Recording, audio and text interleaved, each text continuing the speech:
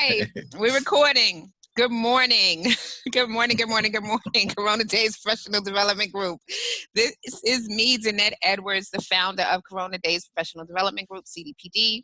I'm here this morning with Martin Pratt. He's going to talk to us today about why presentation matters. I'm excited to hear him, and I'm going to turn it over to him immediately so he can tell us about himself, and then he'll tell us why presentation matters. Mr. Pratt? Yes, well, thank you for having me. It's been a real pleasure to be part of the group, and excited to be able to talk to you guys today. A little bit about myself. Started in technology in high school in 1986. I was given an opportunity I went to a vocational educational high school in Newark, New Jersey, and I was given an opportunity to work for the Port Authority of New York and New Jersey in their financial planning division as a 15-year-old. And that at that point, computers were just brand new as far as PCs. So the person that ran the department wanted to not have his computers go down because of everything back then was mainframe computers and was called dumb terminals. So I went around all the airports to JFK, LaGuardia, tunnels and bridges, and I worked out of Newark Airport, but I also went to the World Trade Center a lot, which is where my boss's office was at. And I installed the AT computer. And so because I installed the AT computer, you had to have software. And at that point, there was no Lotus, there was no WordPerfect, there was something called SuperCalc, and then there was something called WordStar 2000 and DBase Plus. So I was a 15-year-old kid teaching CPAs how to use word processing software, how to use spreadsheet software, and how to use database software. And so that's how I got my start in computers and technology. I went on to work for the Port Authority for a couple of years, and then transitioned to a publishing company, and then a law firm. And that's kind of stayed around downtown area and stayed, close to World Trade Center, we'll say. And in the 90s, after working for, I think it was the Ford Foundation, which had an offshoot called Fund for the City of New York, I actually went out on my own. And at that point, that's when the World Wide Web started really picking up speed. And up until that point, we had CompuServe and Prodigy and all those type of companies, and AOL. And what happened was I was living in Fort Greene, Brooklyn, and I was living on a street called Fort Greene Place, which was at the corner of that street is a famous high school called Brooklyn Tech. And at my next corner was the first African-American internet cafe, and I ran the internet side of the internet cafe. It was called Cocoa Bar. And one of the people that would come in there is a brother by the name of Omar Wasu. Omar was a founder of something called Black Planet. And so that's how I got to where I am today with social media, with strategy. I worked with Omar on the first iteration of Black Planet. Before it was called Black Planet, it was called New York Online. And it was a dial-up, we didn't have broadband. So anyway, fast forward, 2000 comes, trying to figure out what to do because everything has changed, and the bubble has happened, and nobody's spending money on technology, and it was hell, we'll say. And I said, I could probably work for myself, or I could actually continue to work for myself, struggle, or I could do something I like. And what I liked was talking. So I submitted a radio show proposal to 100 radio stations, and I got turned down by 99. And that was in 2001. 2003 is when I started my radio show on 90.3 FM, which is WHCR in Harlem at City College. It's not a City College station, but it's a local station. And I was on the air for 13 years, myself and my co-host, Lena. And I was just talking to Lena. She came to me as a 19-year-old intern, and she's 34 years old now. So I'm like, wow, we've been through it. So what happened while we were on the air, and I had my own advertisers. So I wasn't responsible for I did fundraising for the station, but I wasn't worried about getting kicked off the air because I had my own money that was coming in as far as to the station from my advertisers. Um, she said, you need to be on this thing called Twitter. And I was like, nah, I'm on MySpace, I'm on Facebook, I don't need to be on another thing, please. She's like, no, you were really moved by what happened to Katrina, and you think that Black people should never be in that situation again. And so I said, okay, I'll look at Twitter. And on Twitter, there was, and this leads to presentation really well, there was a lot of people, particularly men, but a lot of strong technology folks. So I said, okay, she's right. I need to be here because this is technology and I'm in media. But I couldn't figure out a Twitter name, you know, and on MySpace, I was Culture First with a K. I also was Urban Literary Review. That's a radio show that we did online. We were the first Black talk show on Blog Talk Radio talking about books. And also at that time, I was running my aunt's bookstore in Harlem. And so I was trying to figure it out. And I said, you know what? Everybody loves Black women. So I'm going to be ILUV, Black women, because I couldn't be LOVE. Because when I Googled LOVE, that came up as a porn site. So LOVE, not today, but they just recently, last 2 years, let the domain go. West Coast Production was a famous porn company. And in the 90s until, 2000, maybe 14, they owned I Love Black Women. So I had to be ILUV Black Women. And by doing that, I was the first person on Twitter with the word Black in her Twitter name, but also I obviously attracted a lot of attention. And Twitter asked me to come and speak to their Twitter conference. The first Twitter conference was called the 140 conference. Wow. And also I got a job because of my Twitter name. A media company asked me would I work for them on Twitter. So I had my first interview with them actually publicly on Twitter, not in direct message, but actually on Twitter. On the wall. Okay. Right. And the owner came to New York and he gave me my contract. And I found my goal with things in life, always when centering around presentation, is that I need to impress you. I don't have a college degree. I don't have any kind of formal training in technology other than my hands and my mind. So I always feel like I have, not now, but back then, I felt like I had to impress people with what I did have, which is a real knowledge of what's happening in the universe. And so at that time, co-working spaces were brand new. Remember, I started with Black Planet at the first internet cafe. Yes. That was Black owned. So if you look at that trajectory of internet cafes, they went down and then co-working came up because there was a need for people to find a place to work at. And so in New York, the first co-working space that was famous and well-known was called Sunshine Suites. And I had been tracking what they were doing, and they actually were literally across the street from Jay-Z's house in Tribeca.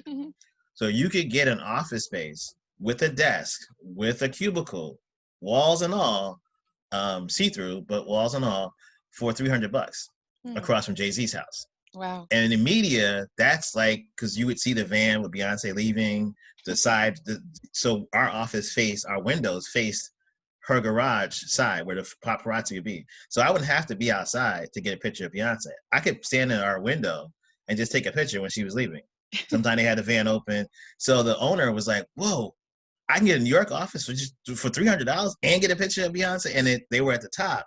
And so our floors, we were 5 stories. So we could theoretically, I'm not saying we did, but we could go to our roof and see their top apartment. So he was super impressed with that. Right, theoretically. So again, that's sort of my trajectory when it comes to technology and radio. And then journalism, which is I've been doing for the last 3 years, has been a really interesting ride.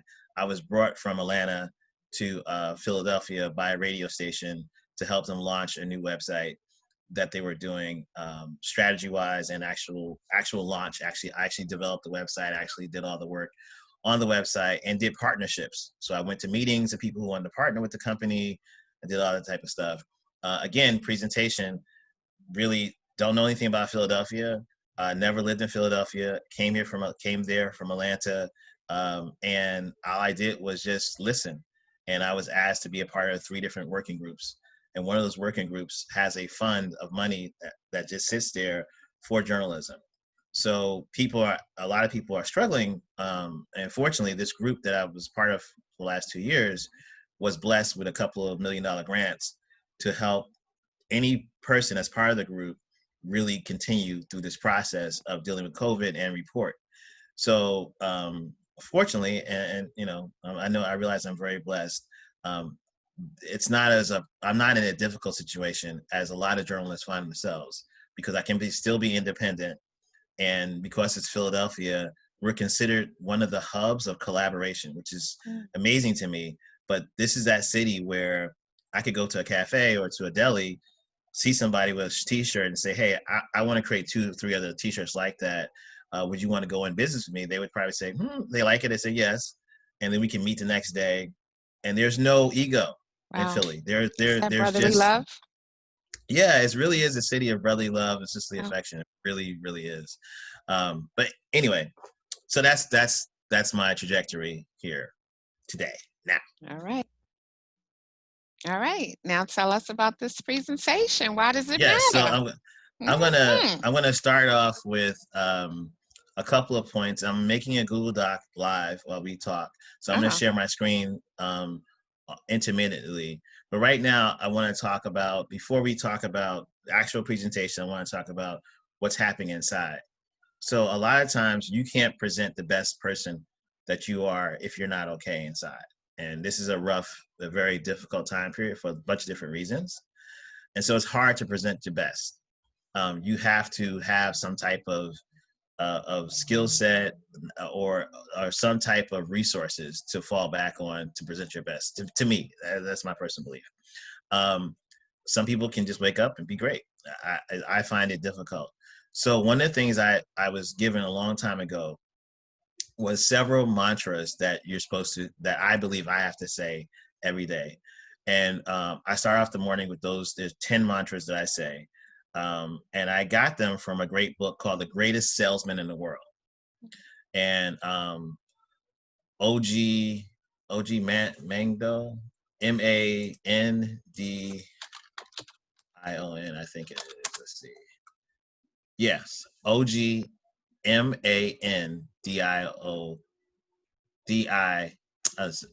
Dino. He wrote a series of books called The Greatest Salesman in the World, The Greatest This, The Greatest That. In the back of his books, all of them, and you can get them for like a penny on Amazon. The penny plus $3 shipping. So if you I buy a lot of used books from the Salvation Army in Seattle or Goodwill in LA.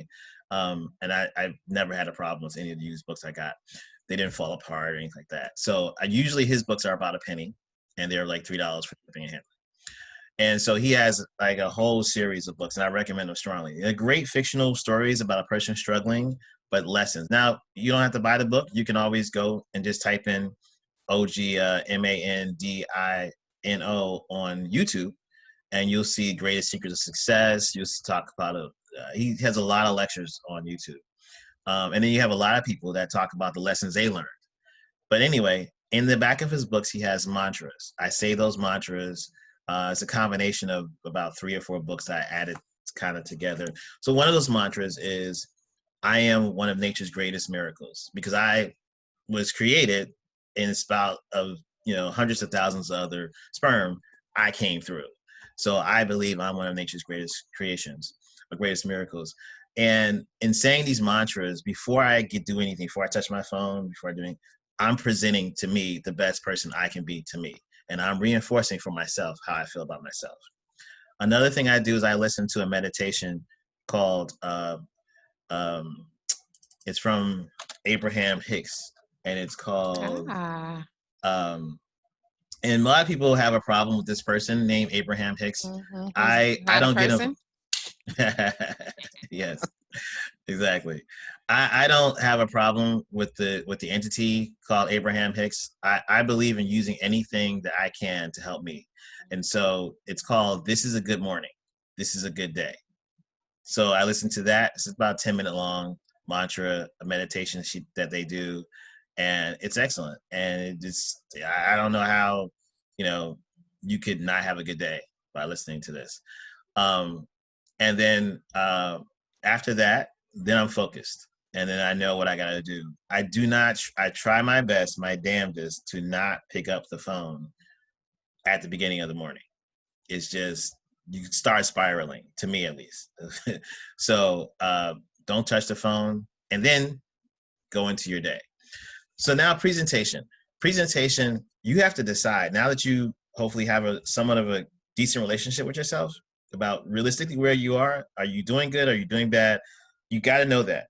You can't present anything and not know who you are. So once you know who you are, you know you're in a effed up situation, you can come into the group and say, hey guys, I'm doing effed up. I need some support. You can center yourself, but you have to have that knowledge. Where are you right now? Once you understand where you are right this second, the next thing you need to do is to decide, am I presenting myself on Zoom? Am I presenting myself, do I go outside my door? Am I going to the supermarket? You have to know what your presentation is going to be. And so I do want to spend a little time right now on physical presentation, and then I'm going to move into digital, because digital is where we are right this second. And I think where we're going to be for the next 2 years. But physical, I don't like colors. I like black shirts. I like shirts without a collar. I know this about myself. I feel more comfortable in a t-shirt that's black or gray. And so I try to listen to people and wear an orange shirt. Like I'm wearing a kind of a red plaid or a pink plaid shirt today. But for the most part, I don't wear colors. I don't feel comfortable in colors. That's not me. I'm not going to give you my best presentation trying to be something that I'm not. And so multiple people in my life have said, you need to wear, all you have is black and gray in your closet, including my wife. But that's where I feel comfortable at. And so you have to live your life and be the best you can be for you. F what everybody else says, because it's not going to come through right. So I go to meetings with a t-shirt. I've been to multiple billion-dollar meetings, sitting across, from the table from billionaires with foundations that, had millions to give to the client I was representing or myself. And the clients I represent know that I don't go to meetings with a shirt and collar. I go to meet with t-shirts. That's how they meet me. That's where I'm at. That's what I'm happy with. So you have to figure that out. If you don't figure that out, you're going to be uncomfortable. You're going to be nervous. You're not going to present your best self. The other thing about physical presentation for me is I have to do my homework. I do not show up someplace where I don't know where I'm going. That's not happening. I've never been there before, but I do my homework. What's the nearest train station?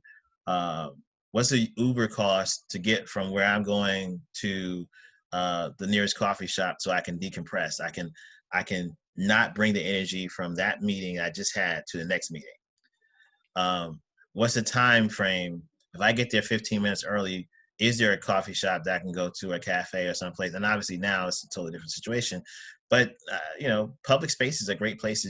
There is no law against you sitting down in a public space, right? And in our city, I think in most cities, there are still people that are going to serve you outside. So you need to establish, before you go to that meeting or that job interview or whatever it is, you need to know your homework as far as what can you do to relax, remain centered, and or after. I don't like taking energy from one place to another place. I like to go over that in my head right after I finish. And excuse me, I use the notes on a phone to jot down the notes from that last conversation, so I don't have to remember that in my head. And so that's pretty much it for a physical presentation. I'm trying to think. I only wear Skechers because Skechers have memory foam in them, and I do a lot of walking. I don't drive, and for me, I love to feel like the air cushioned walk. So I don't do Nikes. I do what's good for my feet, and so Skechers are good for my feet. They make me feel great, and they're like right now. There's a sale on them on Amazon, $27. So I don't pay a lot for clothes or things, but I look for what makes me feel comfortable and what reinforces that I am good. I'm the best me I can be. Chairs, tables, laptops, anything. I look for the best that presents the best for me. And the easiest. And you got to have that relationship with yourself to know what you like and what you don't like and what you feel uncomfortable with, and not just do it because everybody else is doing it, but do it because you like. Like I personally don't like earpods because I feel like they could fall out. They just don't feel right. So I still have a wire. I still wear wired headphones because I just like. I know they sound great and they fit in my ear and not gonna fall, and I don't have to look for them. And so, you got to do what you feel is great for you. Now let's get to digital. And now let me share my screen. Where's Google Docs at? There we go. Cool. Okay, and we'll make this document shareable to everybody. I'm going to choose that screen. Okay. So first thing, Google, what is your name? And oops, I didn't say it. I didn't share it. I thought I shared it. My bad. So what is your name and where are you at online? So if you Google my name, Martin Pratt, and I have people say, you have several names, and it's true. My first name is actually Lawrence. I don't go by that. That's for me, my private. When I started in radio, I wanted the way to keep myself private from my public persona.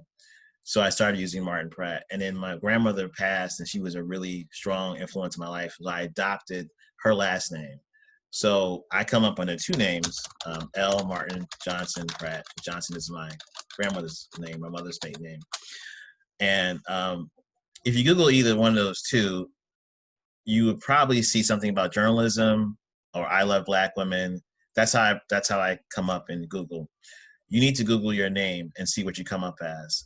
If there's 35,000 other John Henrys or John Edwards, how is somebody that is, if you're going for a job interview or someone's running a background check on you or just people in general, how is your digital presentation? So my digital presentation falls right in line with where I'm at, which is media, social strategy, and or a cultural tastemaker, or I do it's called cultural intelligence. A person a long time ago told me something I thought was really cool. If you look at Twitter or Instagram, or Instagram is not necessarily a great example of this, but Twitter, Facebook, you have a bio in those, and of course on LinkedIn also. If you want to show up in Google over and over again as the job that you want or the job that you're doing or whatever it is, add that to your Google name. So for instance, I'm trying to find an example. Yes, okay, can I go there? That's not gonna open up for a while probably because a lot of windows I have open. Okay, well, Yes. anyway, we'll go back to we'll go back to this. But what happens is a long time ago, a guy said, type in top whatever, top chef, top strategist, top plumber, and see who comes up. And sometimes you'll find somebody, sometimes you won't.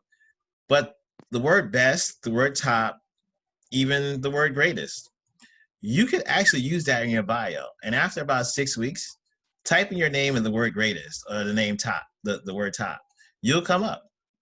And so literally what you want to present to the world, you actually can put in your bio, and Google will find it and will list you as that thing, whatever that thing is. So that's a little trick that I believe in. Edit your bios to be what you want to be. So if you're saying that you're a great candidate for, I don't know, for assurance adjuster or a claim adjuster, then put that in there. Put it in your bio. Great candidate for insurance adjustment. Now, the next thing to that is obviously you need something to back that up, right? And so on LinkedIn, you're easily able to do that on LinkedIn. But you can do that also on Facebook. Your description for your work history, within that description, most people don't put, I worked at, let's say, I'm using an example, let's just say Prudential. I worked at Prudential this year to this year. When you put that, I worked at, or Prudential, you have the ability to put something before or after, or you can put even in your job description, you can put something that's personal. Why you liked that position, or why you what you learned in that position. Don't do the generic. So the generic is dead. This is all the stuff we used to do in the 90s and 2000s is gone. 2020, and really even in 2010, but specifically 2020, look up the word emotional intelligence. So emotional intelligence. EI is one of the biggest things that employers and companies and even clients are looking for. People don't have the time today to be emotionally connected to all these different things. So we got, Earth is dying. We got to save the planet. Our kids' education is crap. We got to change education. So if you're saying you're, we'll stick with insurance adjustment, with a claims adjuster, sorry. If you're saying you're a claims adjuster, you work through different hurricanes adjusting claims, you did unemployment claims adjustment, you did all these different areas, then that employer is looking to see how emotionally connected you are to that subject. If you're just like, I'm a claims adjuster for Prudential, and I was a claims adjuster for Blue Cross and Blue Shield, and I was a claims adjuster for, you sound like everybody else. But if you take the time and put in your bio / in your job description, I was a claims adjuster during one of the most horrific times that Southern Texas had. During Hurricane so and so and so, I adjusted over 100 families. And I'm proud of the work that I did. That's what presentation today has to look like. And if this is uncomfortable for you, if this is difficult for you, I'm sorry. This is where we are. There's no more time to be in a space of shyness, and it's difficult. I get it. It's not something that people want to hear. Grew up probably last 20 some years, we've made allowances for everything.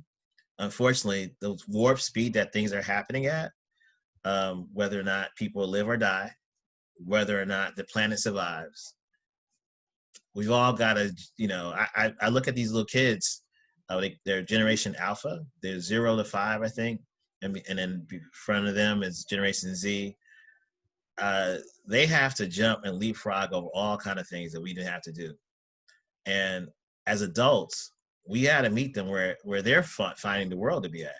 We don't have the time to moan and bemoan, problems. And it's time for us to, unfortunately, get up and do what we got to do, which most of the time means being uncomfortable. I make a joke a lot of times about Starbucks CEO, former CEO, Howard. He said, he wanted the baristas to have a conversation about race about 5 years ago. And people are like, oh, Howard, please, you're an idiot. Howard was on to something. We have to have this uncomfortable, and that's I think, as I think about it in real time right now, I think that's probably one of our key takeaways of this conversation for me is going to be that we're living in uncomfortable times. And the more comfortable you get with being uncomfortable, the more success you're going to have. The success is going to be in the space of being able to deal with an uncomfortable, awkward situation and navigate that successfully. Versus stay in that, I can't believe I got to tell this person, that I don't have any money, and I got to ask them, can they help me pay my rent through the rent repayment plan that my city has? It's uncomfortable. That's the way it is. Our government sucks. People stayed home, and whatever reason, we're in a situation we're in now, and we've got to get us out of the situation. We are our only solution. And when I say we, I mean you. You are your only solution. It is unfortunate. It's horrible. And I love the fact that our great leader, Ms. Edwards, has created this group for us to be here together and share. And there's other groups. I'm going to definitely list some groups to join under feedback places to get feedback from. But the group that we have on LinkedIn, the group that we have on Facebook is a great place to rant and to excuse me, or to let people know that you're going through problems and you don't know how to deal with it. But at the end of the day, the only presentation that's going to matter is what you present to the world. And that's kind of messed up, but that is what it is. So edit your job description to be a more emotionally intelligent job description. Give yourself in that job description. Do not hold back. Obviously, don't tell people what you hate about your job, but do tell people what you loved about it. Do tell people what you feel your success and accomplishment, your milestones were, and why they were milestones. Not just, I did this. Well, why did you do that? What was your motivation? Why did you rewrite, the corporate presentation manual? But because you were sick and tired of seeing how outdated it was. So that shows that you are a go-getter. That shows you take initiative. That shows you're emotionally connected to a subject. You're able to analyze the situation and say, this is a need. I'm not gonna ask anybody. I'm gonna fulfill that need. I think one of the other things that's really key for me is, it's gonna sound pretty probably passe or anything, but it's really pictures. Your headshot needs to be right. You can't take a bad picture and put it up on LinkedIn or Facebook. You can't. It's not gonna work today. People are all about visuals. And so your presentation, I spent $250 for a photographer. He's a photographer, takes pictures at some of the sports games and stuff. And I spent $250 for him with a headshot. I did end up using a headshot that I took, that I took, but I had it adjusted by a photographer also. That's my headshot that I physically took on my iPhone. But I stood against a white wall. I smiled. I had a haircut. I looked at the camera. I took over 50 shots to get that one shot. But my point is, you got to make sure the first thing people see about you is your picture. And if, like right now, I'm not under great lighting, I should be more well lit, like right here. See how the difference with how my skin tone is different now? But if I stayed right here, which I'm more comfortable at, you don't really see me as well. So all those type of things, when you're talking about presentation, you got to present yourself in your best light. That's, and we said it for years. I'm this year 49 years old. We said it when I was a teenager. You only get one chance to impress people. And unfortunately, it's less than one chance now. It's probably like, a percent of a chance. And so you have to present your best self. You cannot present just a generic version of you, or just here I am. That's what you're going to get. And I don't even know, everything is so in flux right now, where we don't know, who the president's going to be. We don't know what the budget's going to be. We don't know how the economy is going to come back. We don't know what vaccination is going to be good for us, what's not going to be good for us. So all these unknowns, again, getting comfortable in the uncomfortable place, you have to give people something that is a known, which should be the best version of you.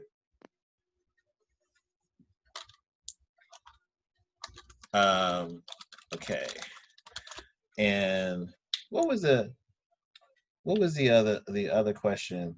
There was it was feedback, and I want to give you places to get feedback, and I want to give you tools, I believe.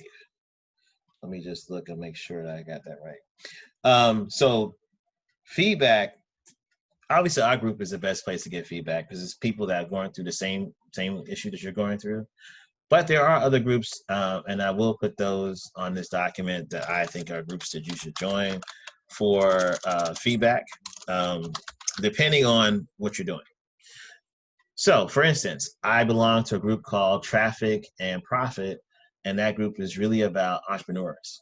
And you don't go in there and say, I have a business, I want to sell this to everybody in the group. This is a place just like our group, which is it's a safe place to talk about things and to try to find solutions.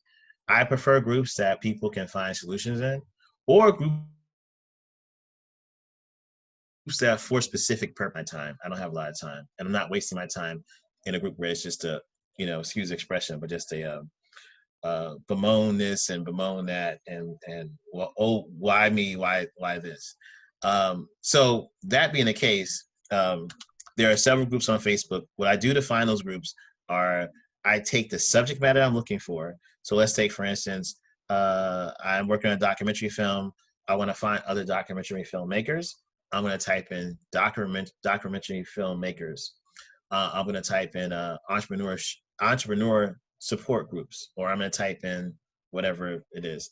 Now, the interesting thing about LinkedIn groups, which I personally don't recommend that much, except for our group, of course, but LinkedIn does not have the space and depth that Facebook does when it comes to groups. So the emotional intelligence in the design of LinkedIn groups is groups in LinkedIn are really for posting and more than they are for having an in-depth conversation. Now, if you're that type of person that can have an in-depth conversation, obviously you can do it anywhere.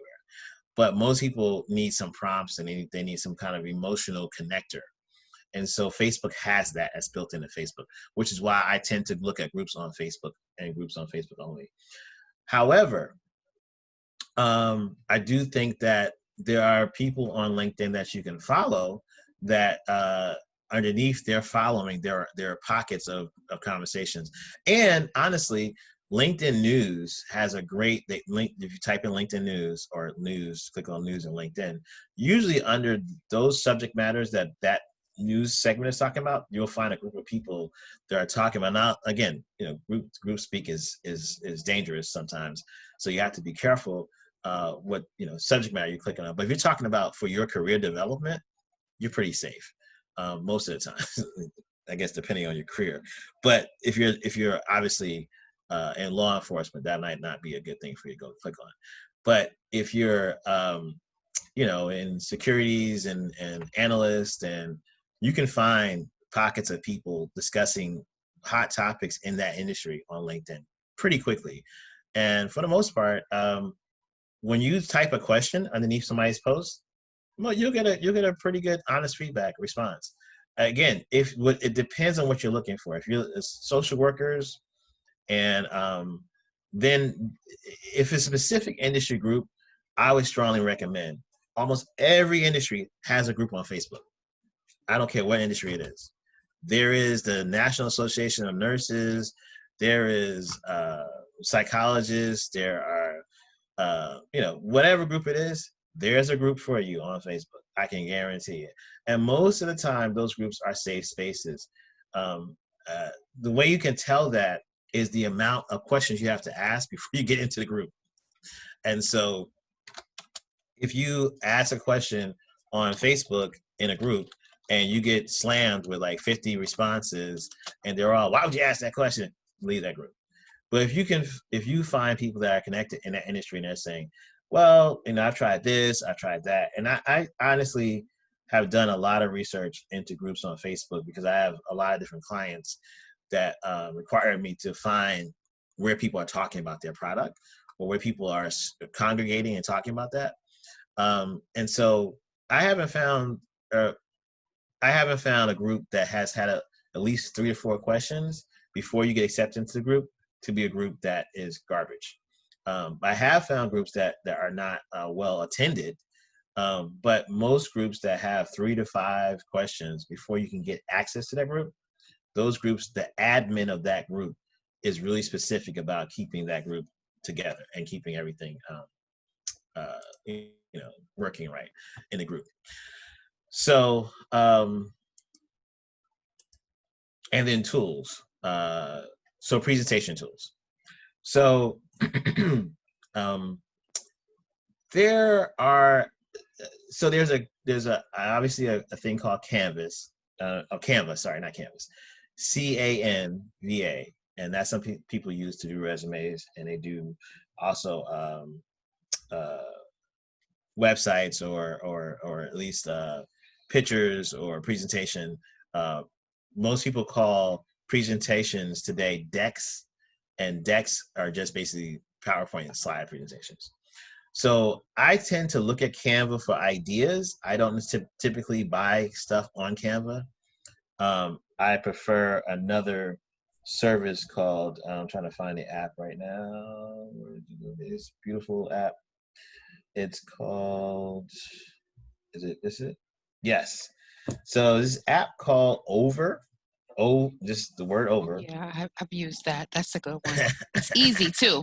I need No, easy. It's easy. Mm-hmm. Over is so nice. It's so Yes. good. So Over, and then there's another app called Pick, Play, Post. Hmm. And so those are two things that I use that to do like put together a presentation on the fly, get ideas from, and I don't like Canva, but I use Canva to be inspired. One of the tricks, again, if you're looking for any type of, you gotta all of a sudden somebody pops up and says, "Hey, tomorrow we would love for you to apply for this job, or we would like to interview you for this job. Give us a breakdown of what your vision is for our industry. State of psychology, or I don't know, state of medicine 2020." You're like, "What? How tomorrow night? What?" Don't freak out. Mm-hmm. You got Google. You got me. You got our group. What you can do is type in the state of. So the state of insurance, 2019, 2018, 2017. You'll find reports that talk about what the state of that industry is. The same thing with the presentation. If someone is saying to you, your friend recommended you for this job, can you send us a cover letter and tell us why you want this job? You're like, I don't even know. I wasn't even prepared. Like, what? Don't freak out. You got Google. What you can do is type in cover letter for whatever position is. You'll see examples. To me, today, the biggest thing that we have going for us, we don't have to create from scratch. I prefer to create from scratch when it comes to food, but when it comes to presentations, you do not have to create from scratch. There is something called SlideShare, there's Google, and there's the group. And you have every ability to create something that can be a very good presentation of who you are as a person, or who you are as an employee, or who you are as a business owner. All you have to do is stop, clear your mind, and say, what is it that I need to do? I need to create a presentation that's going to help me do dot dot dot dot. After you say that I need a presentation that's going to help me do the dot dot dot dot dot, that is where you find yourself on Google. So job, business proposal, um, someone's coming to you for an interview on an article. They want to write an article about the industry. They're asking you for, God bless my auntie and my cousin. They were just in New York Times less than a month ago for their bookstore that has survived. It's the oldest Black bookstore on the East Coast. Wow. And oldest one in New York, because our little 800 square foot, we were been paying rent there probably for the last 10 years, the same amount of rent, because my aunt and several other women bought a building and they made it a co-op.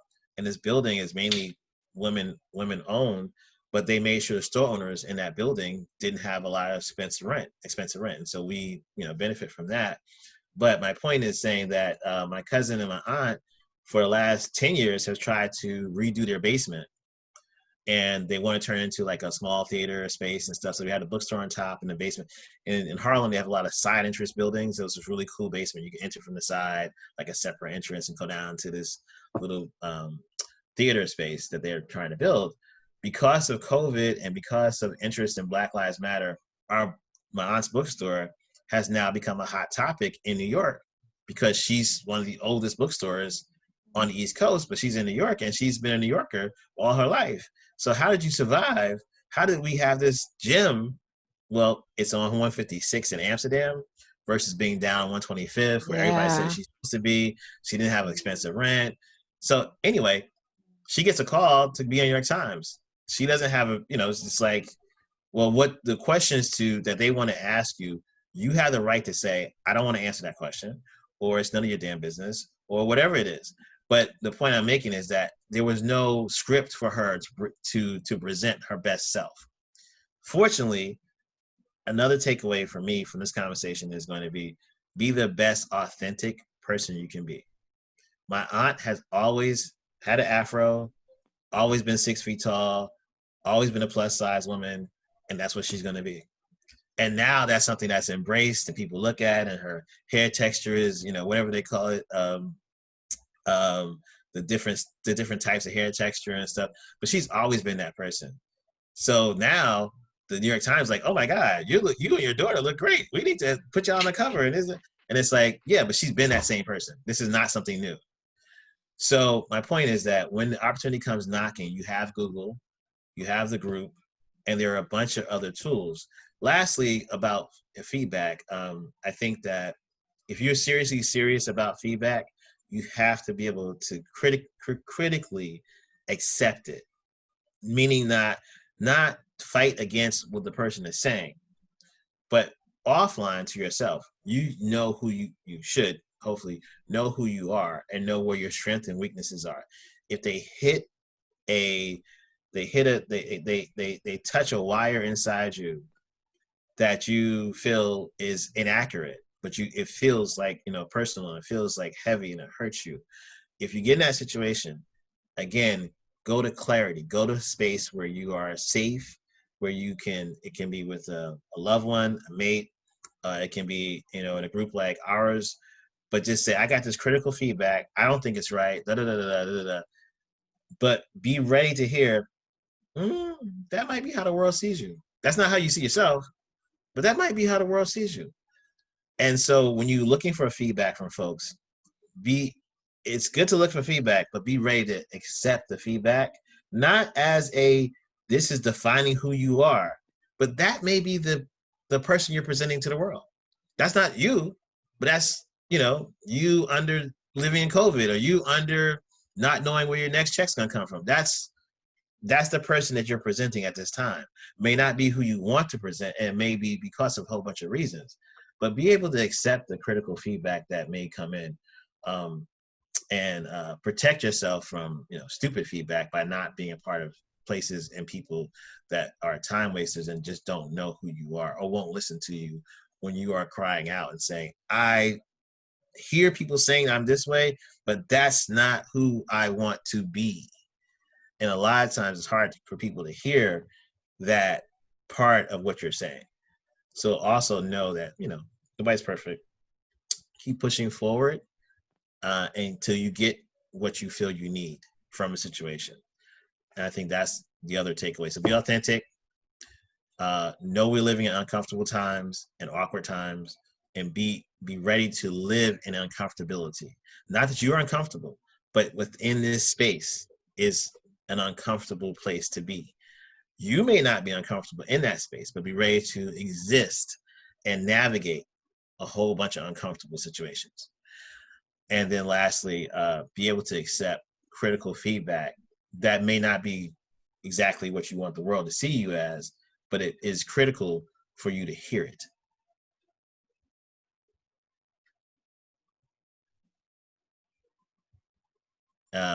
I think that's it. I love it. Hello? Can you hear me? Yeah, I'm here. All right, let me start my video. Okay. I love it, Mr. Pratt. Thank you. I have some questions, so let me go to them in the group. I had them up. All right, so let me start. So you join in the group too. Research is key. So yes, you do your homework. That's where I'm still improving. Researching is key. Okay, so in the morning you have your 10 mantras. What do you do in the middle of the day to ensure your sanity while dealing with so much technology in order to not feel burned out? All of the social media, passwords, usernames, etc. Yeah. I have a unique situation. I'm trying to think what is good to answer for someone not in the situation I'm in. I work and live with my wife, and so her projects are really interesting and challenging. She's a chef. She's a psychic. She has been a psychic since we've been married. Before that, she wasn't doing it for profit. So I'm working on her project sometimes, which take me completely opposite direction than where I'm at. And then she's classically trained as an opera singer, graduated college with a music degree. And so her ear is very interesting to hear the critiques she has on some songs and stuff. So we have a very interesting day. And then we have our bad day. Obviously, we have our day is great. But because I'm with my partner and because the person that she is, I don't face some of those challenges. Um, because I'm in journalism, I have to be I got to be connected. It's unfortunate, but I just have to be connected. I don't read everything. I have the news app on my phone because I'm in Philadelphia and I'm in a high crime area in Philadelphia. I also had a Citizen app, which I do get every alert that Citizen app does, but then I read through the comments on everything that I read to see which one is which is BS and which is, so I'm getting Citizen app alerts. I'm getting my Apple News alerts. I have Google alerts on a bunch of different words. Oh, that was one other thing I said. I would create a Google alert for yourself to see what the world is seeing you as. And even though it may not come up, like I have a Google alert on Martin Pratt, and Martin Paint comes up, Pratt Industries come up. It's very rare that I get something, but I still have the alert. But I have a Google alert on the word small business, the word Black women, the word Black men. So I'm getting alerts throughout the day. It is a lot. But you'd be surprised what you get used to, because if you want to not have to go out and grab information, and you want the information to come to you, and you not have to, a lot of times people say, I don't see how you operate this way, but I've created an environment for myself where I don't have to go out to get.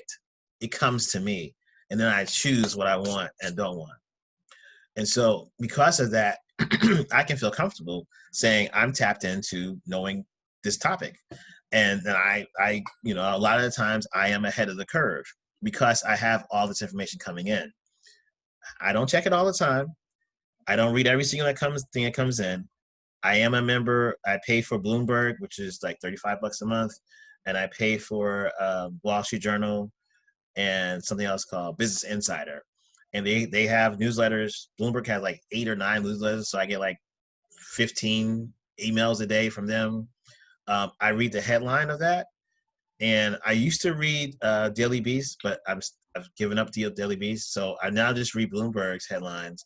Occasionally, I will go to Wall Street Journal and sign into the website and read some stuff there. My wife is a New York Times person, so she has access to New York Times, and she reads that stuff religiously. I would say I do walk. I do have a bike membership to the membership in Philadelphia for bikes. It's like they had a special. It was like $5 a month, so I got the special. So I got the whole year. So I bike occasionally. There's 3 or 4 bike stands near my house, so I'll just get on a bike and just bike, to the store for no reason at all. I'm an intentional walker. So again, I have Skechers because I can walk anywhere for about. Last week I walked 6.5 miles one day, which was like to the store twice, and then way up in the middle of Philadelphia. And so my feet are not tired when I come home. So I have created a situation. I don't wear the full cover mask. I wear the mask that goes around your neck and comes up this way. A neck gather, that's what they call it, neck gather. And so my glasses aren't fogging up when I'm outside.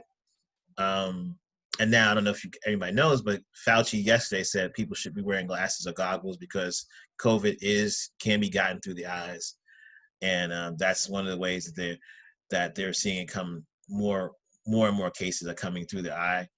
So I'm intentional about creating the world that I want to live in, and the world I don't want to live in, which is a stressed out world and a world where nothing makes sense. I'm intentional about avoiding stuff that leads me down that pathway. So my wife, she'll read everything in her timeline. I don't. And we always talk about how it's my timeline versus her timeline. She has a whole bunch of crazy ratchet shit that's happening in her timeline.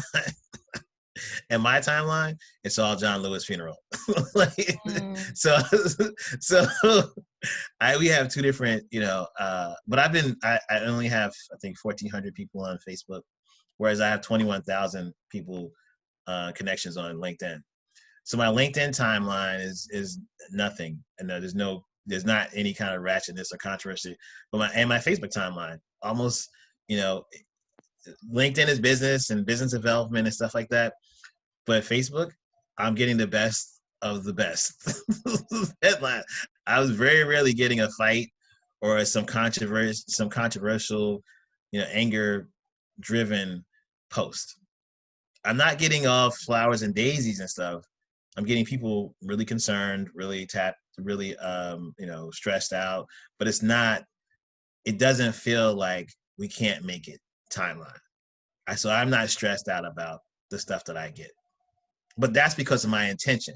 That's very intentional, and over 10 years of cutting people off. And anytime I feel triggered by a post I see, I unfollow that person.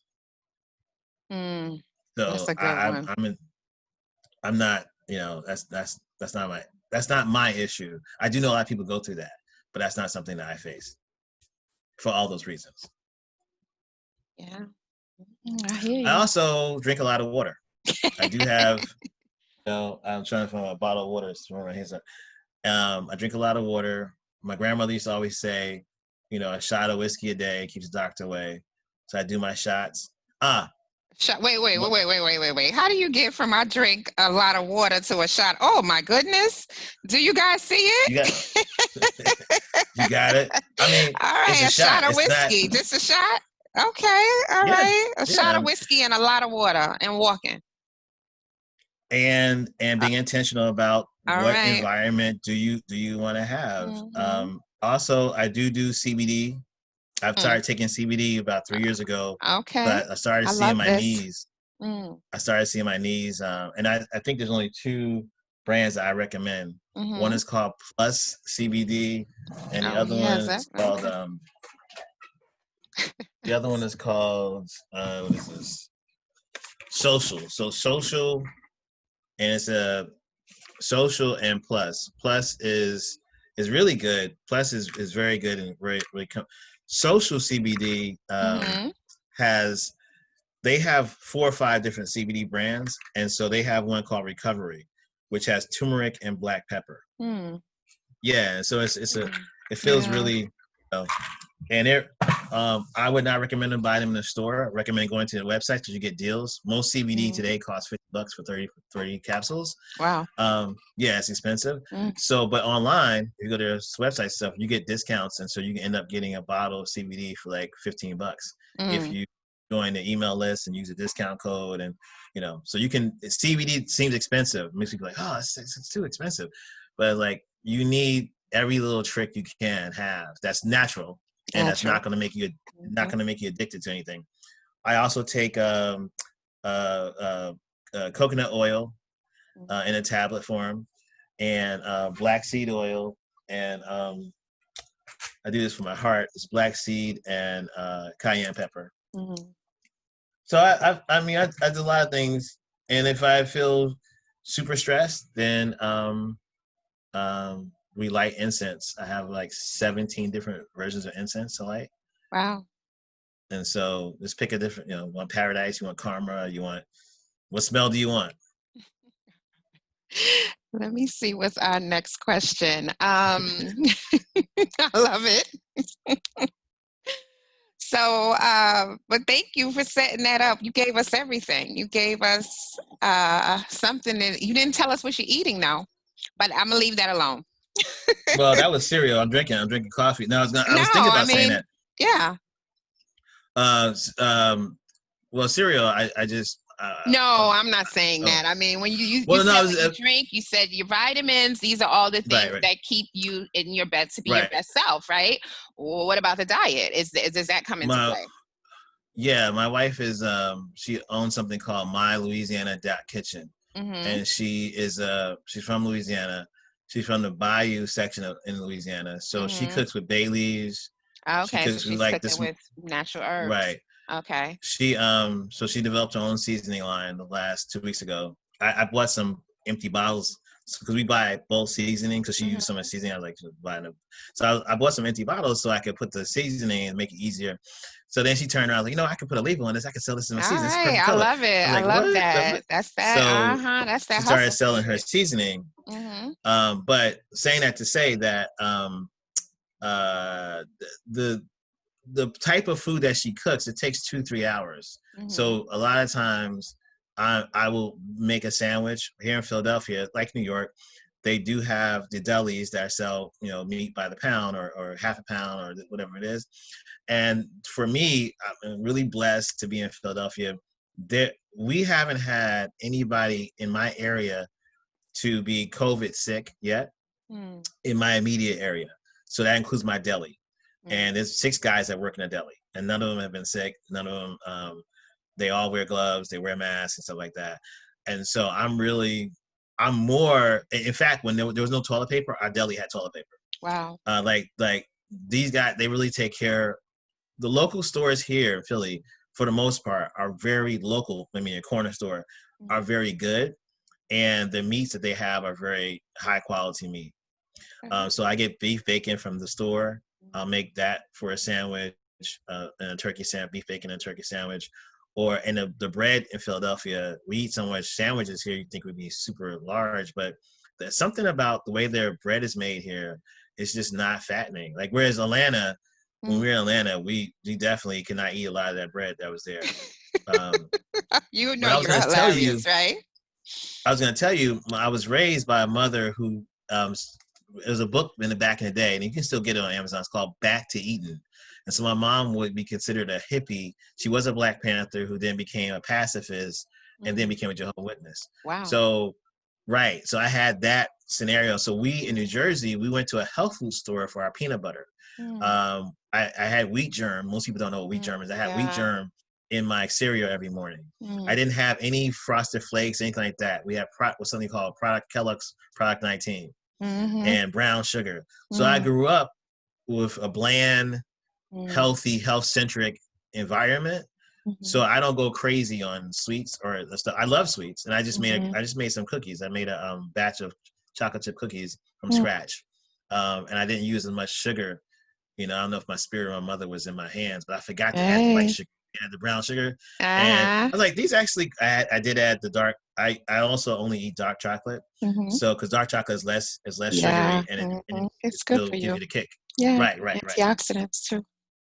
Right, exactly. And so I am doing blueberries. I do eat blueberries. 6 or 7 blueberries a day. All right, so diet is in there as well. Okay. And other thing, Lumosity and Peak. Oh yes, Lumosity is good to keep your mind sharp. I play Peak. Right. I've never done that. Well, Peak and Lumosity, not just your mind sharp, but if you're nervous, anxiety, or you're feeling you play one of those games and you're frustrated at the game. You lose your you lose your anxiety and you become frustrated at the game.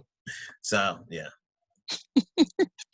All right. So we have, how do you make your group stand out in the same way you mentioned doing it for your private profile? So how would I make a group stand out? Like, so you said about your private profile, you can use some EI. What would you do with the group? I would be really intentional about the name. I would have to, if I put together a group, I'm going to spend 2 or 3 days mulling over the name. Wow. Because the name is what's going to catch people's attention or not catch their attention. So right now I'm in, I don't know, 5 or 6 different Buy Black 2020 groups. And one of them has 1 million. One of them there's another group I'm in that has like a Blackout Coalition. None of the groups I'm in, which is frustrating to me, that I want to be there intentionally, but I can't remember which group to go to because they're all named the same because it's named the same. Yeah. So I ended up clicking through all these groups. So the name for me is that really happens key. too. When I put Black in, and then all the Black groups come up, and And then what's really funny is my wife is watching this video, this guy that we're both in the same group, and I'm like, what the F? This video is horrible. Like he has a yellow background and his light is shining up on his face. I thought it was like some kind of, was like, are you sure we both in this group? She's like, yeah, we're in that group. Blah, blah. I was like, no, we're not in that group. Then I saw a logo. His logo is like from the 90s where Oh. the big letters are going like this. Mm-hmm. And they're like fat letters. And I'm like, what the heck? Turns out I love that group. And so I was like, well, why? So to your point, what's the name of the group? The name of the group was Urban Soul Kitchen. Ah, okay.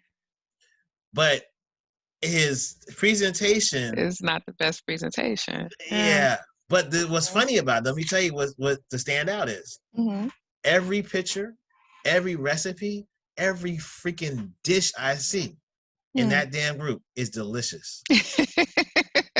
So he's curating something. I don't know. I haven't met him. I don't talk to him. But I mean, like, I'm looking at when you go into a group right now. There's let me just share this screen because this is hilarious to me, and I probably shouldn't make fun of it, but I'm not. No, I'm doing it out of love. Yeah, out of love. Okay. Yeah, right. Out of love, right. But I mean, look at this video. Let's go to the video. If you look at the video, yeah. It's like, bro, what are you doing? What are you doing? Oh, yeah. He's working on what he got. You know, sometimes that's all we could do. Yeah. Nah, yeah, but maybe. He might be turning off some potentials, a whole lot of potential. But guess how many people he has in the group? How many? 300,000. Oh, well, he's fine. I mean, he can keep doing what he's doing. Yeah, he can keep doing what he's doing. But see, but to answer your question, I feel like how the question is how is he I have am I sharing the right screen? Yeah, I'm sharing the right screen. I have no, I may or not sharing the right screen. Let's see. Do you see the food on the screen? No. No, okay, let me share it again. I think he's doing something. I think he's his the presentation is awesome. Yeah, and it's like, and he's attracting people who want to. I mean, even this it's just on a tortilla. Yeah. So I mean, shrimp and grits. Yeah. Which we actually had something like that last night. Therese, you know this guy? Do you know him, Therese? I'll see if she. Oh yeah, because it's but it's just great, and but I don't know if I would go to if I saw his video or his other stuff, would I actually support that group? So way that I would suggest is that be intentional about the name, be intentional about the content you allow in your group. Yeah. And then lastly, try to find, I was talking to a woman that I might be working with. She has 22,000 people in her group, less than a year old. And she's trying to figure out how to monetize the group. And so it's a group specifically for Nashville. And so she's figuring, and the same thing with him, he's charging people to do advertising in the group. But both sets of people, whether it's 22,000 or 300,000, they both say specifically they do not allow currently any of the members of the group to post anything. They're very specific about what they allow members to post. So they're curating that group, both groups, and both groups by the numbers that they're doing phenomenal. It's working.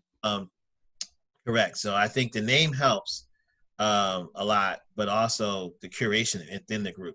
The community building too. Right. Yeah. Okay. And CBD, okay, there are a few to use. All right. You need to get on these sponsorships. Yes, he does, right? He done gave us all the names. I take this one. Yeah. Well, you know, what's more frustrating about that is that you can, I think everybody knows where their strengths are. I'm not that person to go through the whole sponsorship thing because I can't speak the way I want. Yeah. When you sponsor things. So I can tell everybody that CBD is difficult. Like finding the right one is very difficult. And once I found the two that I love, I'm telling everybody and their cousin about it because I know how difficult it was for me to figure out what seems to work in my body, her body, you know, older people that we know in their body. So once I find that consistency, then hey, you gotta use it. Hey, you gotta use that. But I don't know that I would go for becoming a paid sponsor, or they call it influencer of that brand, because I use two competing brands for two different reasons. So I want to be able to move and shake the way I want. And that's part of being the best person you can be. You don't feel tied down to, I love it. You know, something. And you also, when you get paid by somebody, there's a feeling when people give you money and when you receive money. And a lot of times we get caught up in the feeling of getting it, but not caught up in the feeling of how you feel the longer that relationship lasts. You can feel some kind of way. You can feel like you're not getting treated the way you should be treated. Yeah, and you turn always 50,000 people onto this damn, CBD, and you only getting a check for $250 or $2,500 every month, but they're making like billions. And so eventually that relationship goes away, and over either one of the two people walk away. And I was one of the first people to Hootsuite. So Hootsuite and the owner of Hootsuite and I know each other, and I adopted Hootsuite early. I still have a relationship with him and his vice president to this day. I don't use Hootsuite anymore, but I like adopting things that work and that work well for me, and then talking about it. That's my thing. I want to tell people about stuff that works and works for me, but I don't know if I want to get paid from that person because I can't talk about it the way I want to talk about it. And I want to have a relationship with, if I like that brand, I want to have a relationship with that brand as much as possible in a certain way, in my way, on my terms. And you can't do that when you get a check from them. That's it's a whole different relationship you have with people when you get a check from them. All right. Mr. Pratt, I can see a part of your success is clearly your lively personality. We need links. We need the links for the seasonings. Health is wealth. We got a lot here. You can read them. And Therese says, we only have 5,000, but we're pretty engaged. I'm not sure about scaling up. Yeah, Therese's group is like phenomenal. I don't know. I agree with Therese. I think that I think Next Generation Therese is where I've recommended two mothers who have kids here in Philadelphia, sons who are one is in high school and the other one I think graduated college, and they're interested in becoming chefs. So I recommended Black Culinary History group to them and the website. And I think Therese's group is a very niche group, a very niche group. I think we should be concerned about the next generation of Black chefs and bringing them into the group. And maybe that's a scale possible, Therese. But I think that it's such a narrow. I don't know if we want fans of culinary history to be part of that group, or do you want it to be chefs and chef-centric folks, or do you want to be the family and friends of those? Whatever she wants, the world is her oyster. So she could choose to go a bunch of different ways. Therese just has to make that choice, and then whatever she chooses, that can happen because Therese, her core group is such a phenomenal group of people that do things well, including her, that do things very well, and so they will attract other people. Therese just has to decide what's the outside ring of that group, of the core. What does she want that to look like? And then that's all she got. When she decides that, she just tells everybody, hey, bring us your students. Bring us your second string cooks. Bring us, the next generation of cooks. Bring us your grandmother and aunties, or the women that love your food in your life. She could do all kind of bring this type of person to the group day, or week or month. But Therese just needs to decide, what she wants, and then she knows how to connect to me, and then I can help her make that happen. But she's got an excellent group, and it's just what she wants. What does she want? Where does she want the group to go? She does have excellent. She said that makes perfect sense. Okay. Any other questions, you guys? Drop them. I'm going to start my 3 because I have to wrap up. I got a hard stop today at 12:45. So I asked my 3 questions of everyone. And first one, CDPD, Corona Daze Professional Development Group. Part of our mission is that we serve people from marginalized groups, and we want to help them get connected to resources, train people, teach them how to network. Would you consider yourself to be someone who was ever marginalized? If so, what way? Oh yeah, definitely. I was marginalized because I was short. I always thought of myself as the smallest kid in the classroom because I was skipped. I didn't go to kindergarten or first grade. I went straight to second grade. So I was always 2 years younger than most people, and short. And then I was raised a Jehovah's Witness. So I didn't, and then my experience of Jehovah's Witness was a 70s Jehovah's Witness where there was no Christmas, no no birthday parties, no. So I always considered myself to be a religiously persecuted group until I got to be 18 and I left. And I've always loved plus size women, so I always considered myself. This is before everything was considered to be accepted. I remember being on the internet and being part of the first group of people that did what's called, we called it back then, fat acceptance. And so, so and then I've always loved Black women. And so I'm considering myself to be part of marginalized people in a lot of different ways. And then, of course, also being a Black techie, being a techie, being a nerd, and there was no blurred, like now it's blurred, but there was no word for blurred. It was just a geek or a nerd. And that was it. That's all you had. What's our second question? Our second question is, what would you tell, gosh, I don't want to say the 15-year-old Martin, but 12-year-old Martin? Well, because the 15-year-old Martin was like the 25-year-old, Derek. So, Yeah. But what would you tell that person, you some time ago? What would you want them to know about your journey that you learned, a lesson you learned, some wisdom, whether it was the 15-year-old, the 25-year-old Martin? Yeah. The greatest thing I would tell myself is that one of our greatest weaknesses is that we procrastinate.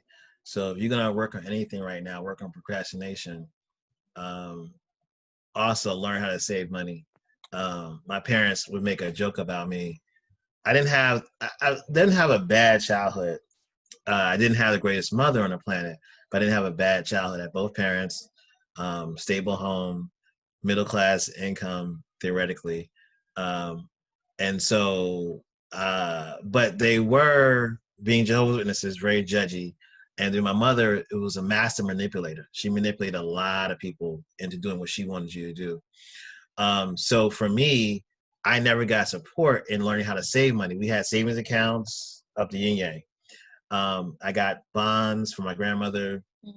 Everything I got, I spent. So one time I was saving money, my parents laughed and was like, "You're not going to last but 2 weeks with them." And, people back then in the 70s or 80s, they were, we were, what would be considered toxic. We grew up. So no one knew how that was going to impact you 10, 20, 30, 40 years. But definitely I would tell myself that procrastination is one of the worst things you have going for you. And you're going to have to work hard on that. And that's going to be almost I shouldn't say, I would tell myself, work on it, period. And I wouldn't project. And then the second thing is work on saving money. Those two things, I think are my greatest things that I wish I could go back and relearn or learn.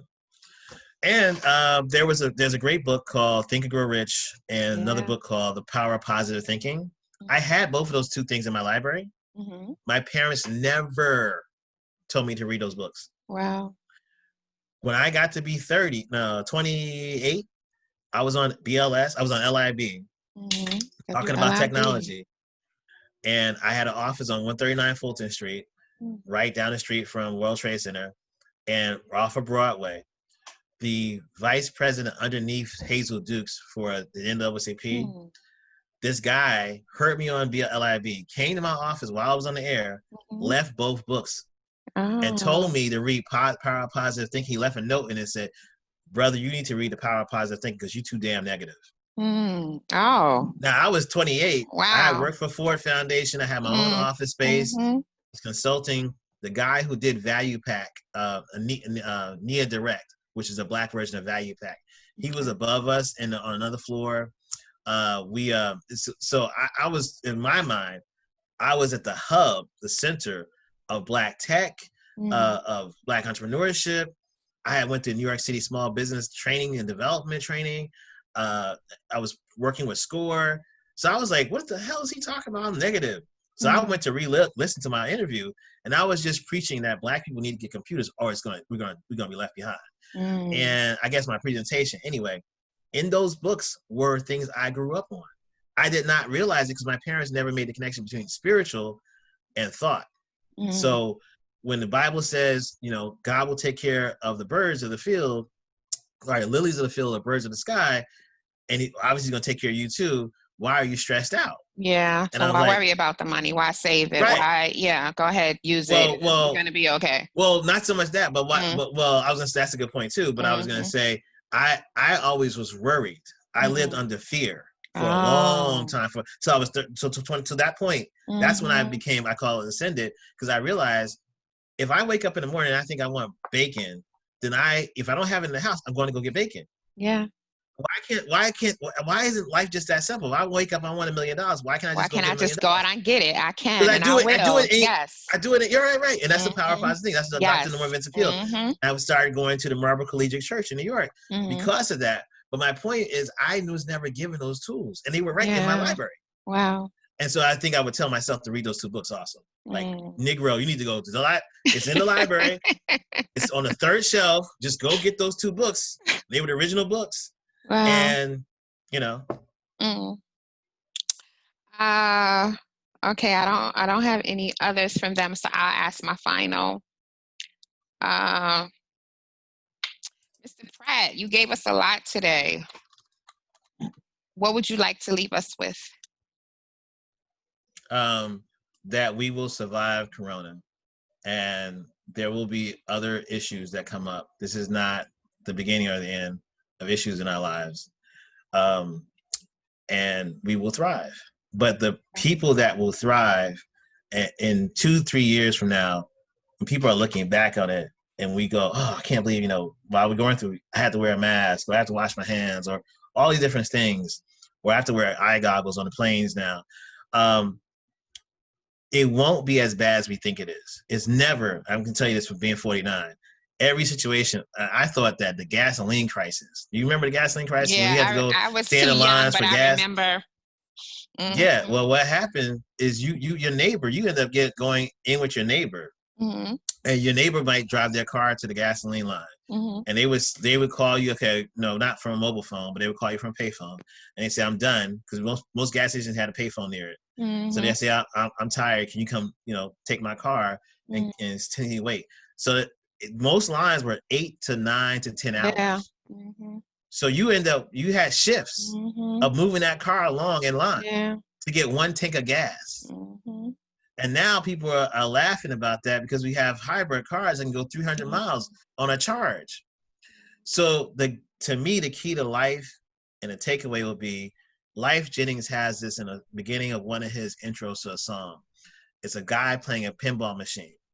And it's an Italian guy talking to a Black kid, and the Italian guy is telling the Black kid, listen. Let me tell you this. The key to life is this. It's like pinball. He who brings the most quarters can continue to play the game. And the point is, it's not about playing the game. Yeah. It's about staying in the game. Staying in it. Yeah, stay in the course. We can stay in the game if we believe that we need to be in the game. The minute you believe that you don't need to be a part of this and it's too much, you're going to find yourself start to lose out and lose everything. So you have to keep yourself centered, because we all need to be here for this next generation, 1, and then 2, for ourselves. We all have gifts inside ourselves that we need to share. And so there's no reason to allow ourselves to go outside of the game. We got to be here, and it's not going to be as bad as you think it is. I'm telling you, in 2 or 3 years, you'll be like, I can't believe that was nothing compared to what now we're dealing with, whatever else we're dealing with in 4 or 5 years. But we can make it. Yeah, we will. So funny about the gas. And we can thrive too. Yes, we will thrive. We are thriving. Sometimes we're not feeling like it, but we are. The gas, the story in my family is that my grandfather stood on line for gas, got up there and realized that he left his wallet on the Schiffer road. Oh. Yes. So I was probably 2 or, I was a baby, but that's the story. That's how I know about the gas. I've enjoyed this talk Mr. He was stopping dead at 11:40, right? Yes, because Hard I have 11:30. I have a 12:30 rather. All right, in 4 minutes. So I'm gonna have to say it's all right. Thank you. Goodbye, Mr. Pratt.